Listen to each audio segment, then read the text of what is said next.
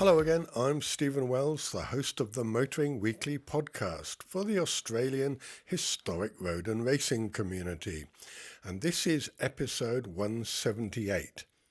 Now, we are winding down to the end of the year, and I've got a number of interviews to upload and share with listeners.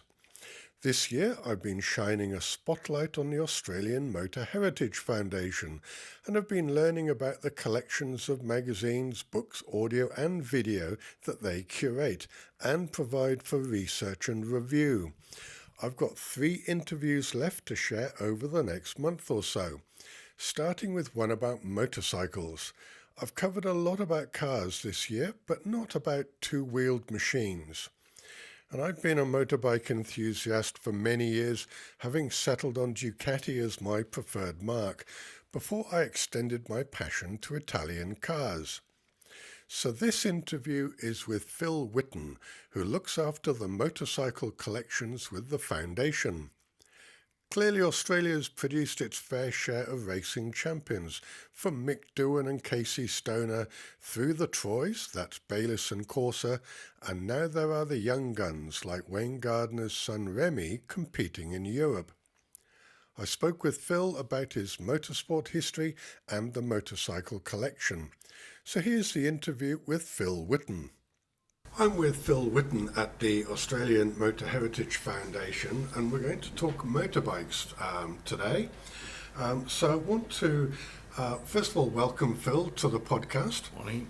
And we want to start off because Phil looks after a lot of the documentation for motorbikes, and inside the Motor Heritage Foundation, each section honours a particular person or event. So I'd like to start by asking Phil about the Bike Room honours and who that is and why they were chosen. Okay, well, Australia has produced quite a number of international champions on track and speedway. Speedway racing started in Maitland back in 1920s and now very popular in the UK and Europe. The Room honours a lot of Australian racers from the early days of the TT champions, the likes of Cameron Donald, 29 finishes, Jack Findlay, 15, both the seniors, Jack Ahern, and those competing on the continental circus through the more recent GP champions of Wayne Gardner, Mick Doohan, Casey Stoner, and 3 times World Superbike champions Troy Bayliss and Troy Corsa. Several Australian riders are now competing in the British and World Superbike champions with the next generation like Ollie Bayliss and Remy Gardner.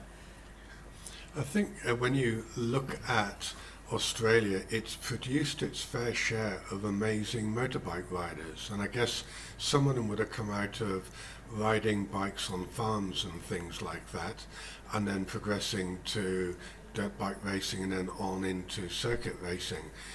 But when I was younger, I used to watch a lot of the superbikes because I'm a bit of a Ducati nut, and of course, you know, Bayliss and Corsa and others on the Ducatis. And then you had a number of other guys who were racing at the same time that didn't quite get to their level, as it were, in wins, but were you know, I think there were a lot of Australians on the European tour at that time. A lot, yes. Actually, Troy took me around Wakefield for 4 laps on the back of the Ducati, being our club patron for the Ducati club. And at the end of it, I was jelly. I just fell off. That would be heavy. It's such a tight circuit. I can imagine that that would be a hell of an experience. Oh yes, yeah. And so, if we look at what you've got here, why do you think that this is the perfect place for the documentation for motorbikes? I've spoken to a number of people about cars, and they've mentioned bikes and speedway, but you're the guy that's looking after the bikes here. What's your feeling about it? Well, the amount of documentation we've got here dates back to very early English magazines and quite a number of very technical mags. Then we go through to the likes of Australian two wheels, and we have a large collection of Australian motorcycle news. and some of that dates back to the early 50s. So when you're reading through those sort of magazines, there's lots of names and history, and so if, as with all disciplines, history is important to preserve. The history of motorcycling in Australia is our heritage. It was made most popular post-war when transport evolved from bicycles to mostly ex-military motorcycles of Triumph, BSA and leftover Healeys. Some of the family sidecar attached to allow the family outings, and is within collection. Technical information can be retrieved when sourcing details for restoration or authentication of models. If somebody is trying to find the particular details of a 27 James, for instance, we have that sort of information there, so they were able to then use that as their basis for restoration work.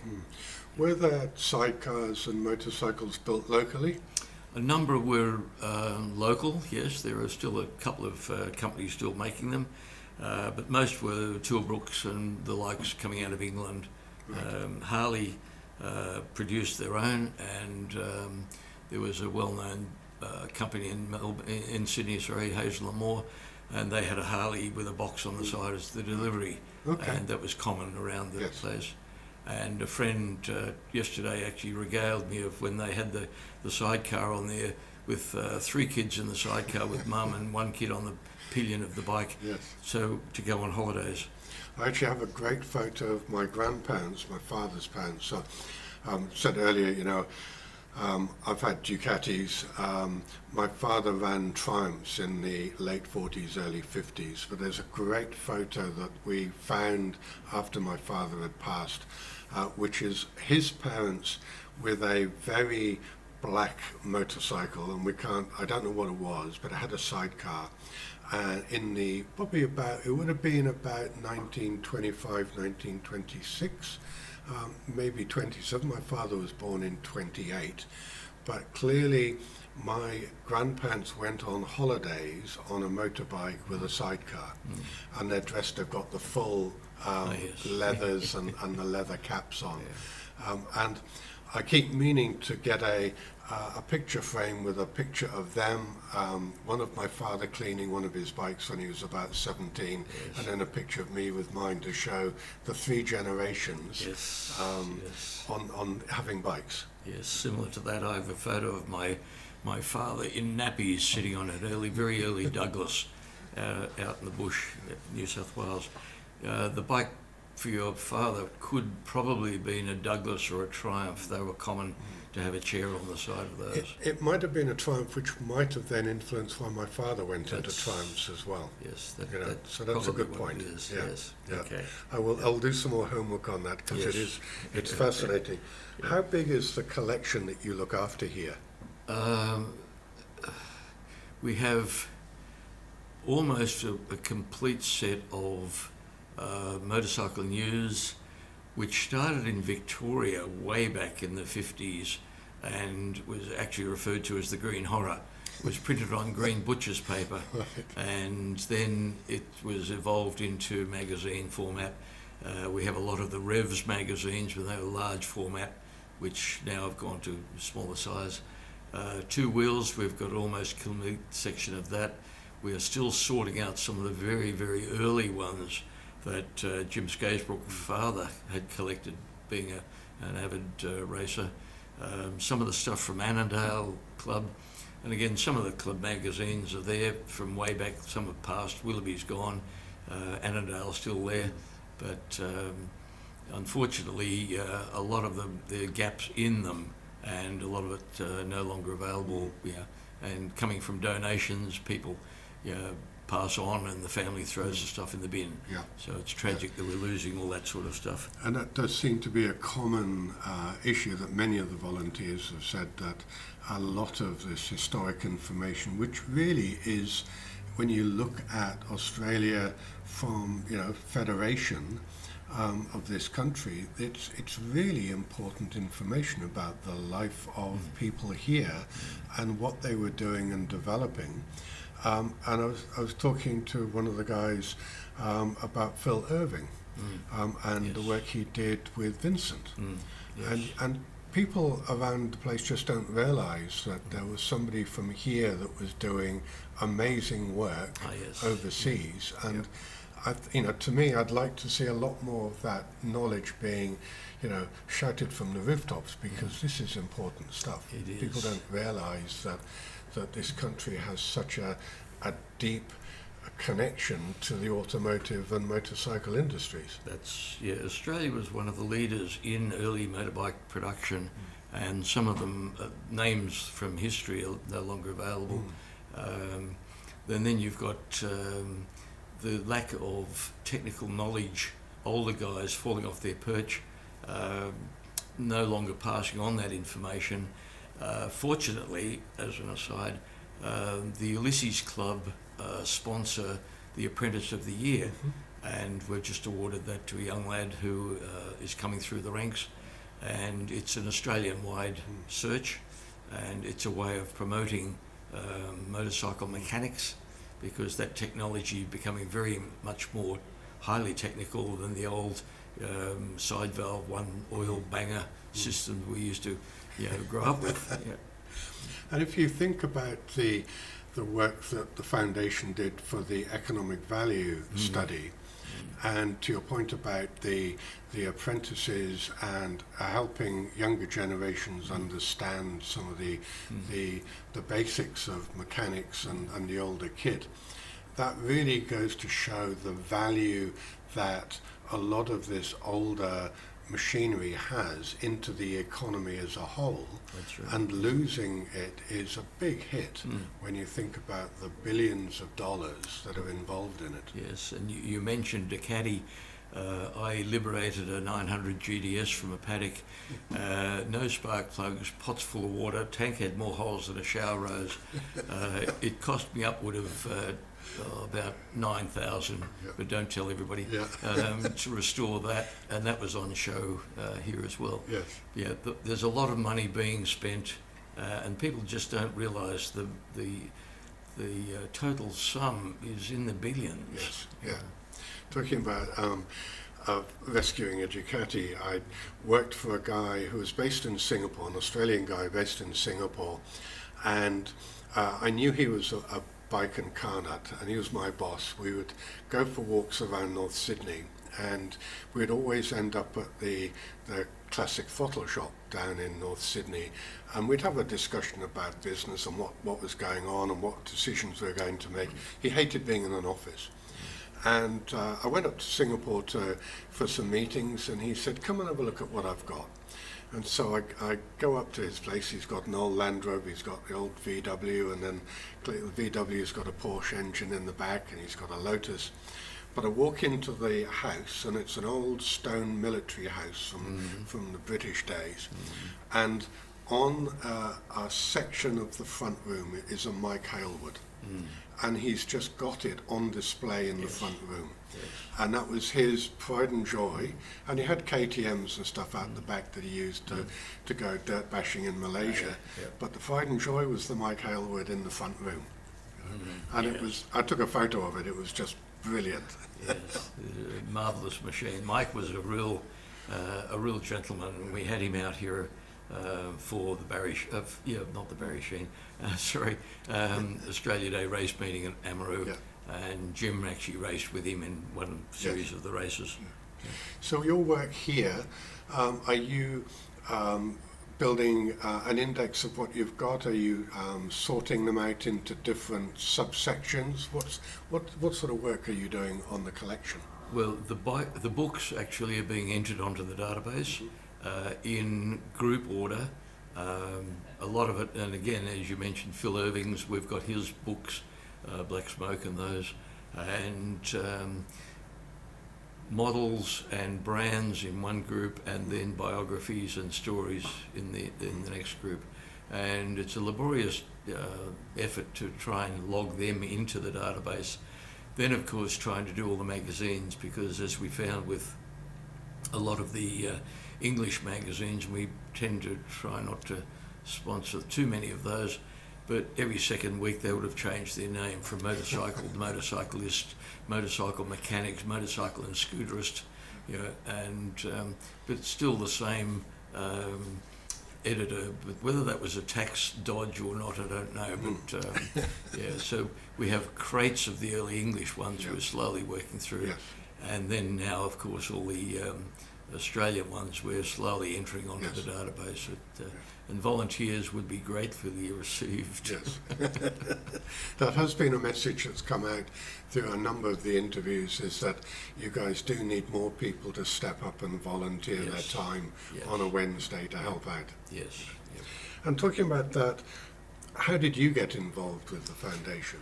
Well, through my long association with Hugh King, I've known him for many years. He's our head man. Gravitated to the motorbike room to sort and catalogue the magazines, go back a long way. I've been involved with the automotive world since working with my uncle's Ford Motorship in Junee. As a youngster, I remember pumping up the Bowsers to fill the oil cans out in the forecourt. Earliest recollections of bike and racing was we all went down to Bandiana to see Jeff Duke, the world champion, back in '57, and I was castigated by Jeff's wife that I wasn't old enough to be there to watch that race. We had a cup of tea at the Isle of Man a few years ago before he passed. Families had a succession of Volkswagens, and after leaving the Navy I became involved in club racing, Formula Vs, Minis, and then Healeys in the historic events. We hosted John Surtees, Mike Hailwood and Sterling at events at Amaroo for the Australia Day races, where then the Austin Healey Club provided the barbecue, and I shared a drive to Melbourne for Fangio's visit with both the late Graham Howard and Alan Jones towing his 100S for the event at Sandown. And it was funny that the car hadn't been run in, so somewhere along the road we unloaded the S and put John Thompson's trade plates on it and screamed off into and Graham was desperately trying to catch up to Alan, driving Alan's old Falcon Ute. And that was a fun time. During this time I had a succession of motorbikes, from my mum's early Honda 50, which I've still got, Honda 4s, Matchel 650s, BSA Thunderbolts, several BMWs, and now I've got a collection of both Ducatis and BMWs. My involvement has been marshalling both club and superbike events here, and I've been at the Isle of Man and the Manx for the last 14 years. I've restored several Healeys, numerous bikes, and as I said earlier, my latest being the 900 GDS. It was found in a paddock in poor condition. Yes. So you've had a lifelong exposure to the automotive world. What was it like having somebody in the family who ran a Ford dealership in Junee? Junee's a long way away from Sydney. Well, it was halfway between Sydney and Melbourne, and naturally my family came from Junee. But it was always a problem because Jim sold Mum a Volkswagen and he never sold her another car. It was always Volkswagens from there on. And of course the A model Ford that Jim traded in was still in the workshop. And he told me at the time that it was a Rolls Royce, and at all of 7 I wrote to my mother that Jim had just traded in a Rolls Royce. Well, of course, the poor old A model is still down there. And you say you're involved in club racing. I saw the Formula Vs down at one raceway for their 60th anniversary, and they had over 60 cars there, which was amazing. Fabulous bits of cars. And funny enough, I was driving down the road the other day and I saw a Porsche 365, and it had the same wheels on as the Formula V. The very early ones. Yeah, that's right. And as soon as I saw the car and I looked at the wheel, I thought, I saw those wheels on the Formula V at one raceway. Yes. Did you race the Formula V as well? We did, mainly Amaroo and Oran Park back in the day, and one of the memories was that we spun out, or one of the guys spun out on the Rothmans corner, which was the dead stop corner, and the marshals jumped off the barrier to get him off the track and started it. The thing was, it was in gear and the ignition was on, so it promptly rolled away across into the lake in the middle, clog. Yeah. And so you're now mostly into motorbikes, and it seems to be your passion. Well, for want of other things, yes, I've sold all of the Healeys, and I've still got my Peugeot 404 Ute, which has been a family heirloom. Yes. And the bikes take up a lot less space.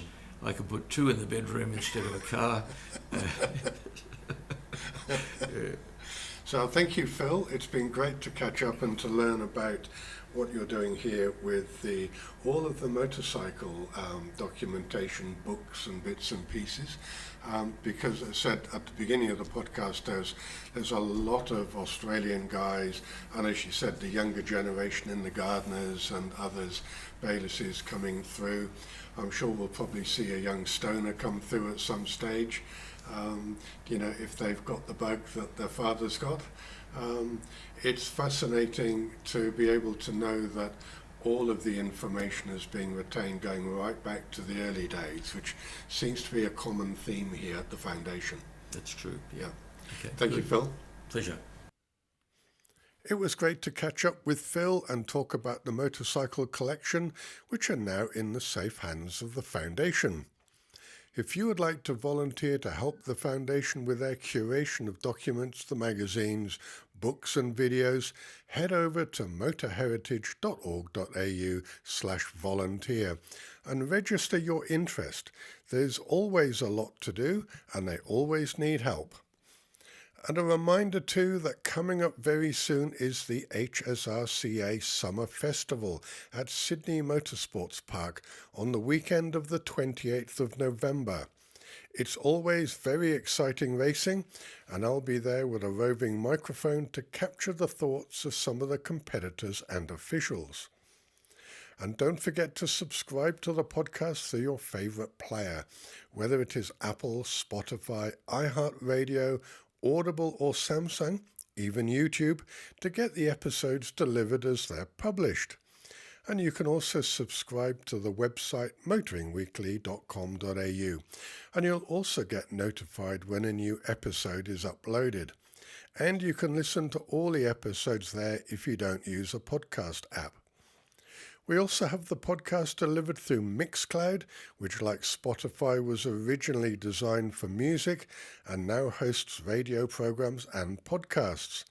If you like classic rock music, then once you've listened to Motoring Weekly, go find White Rabbit Radio, which is our sister radio program.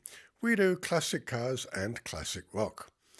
I'm Stephen Wells, and you've listened to Motoring Weekly, the podcast for the Australian historic road and racing community.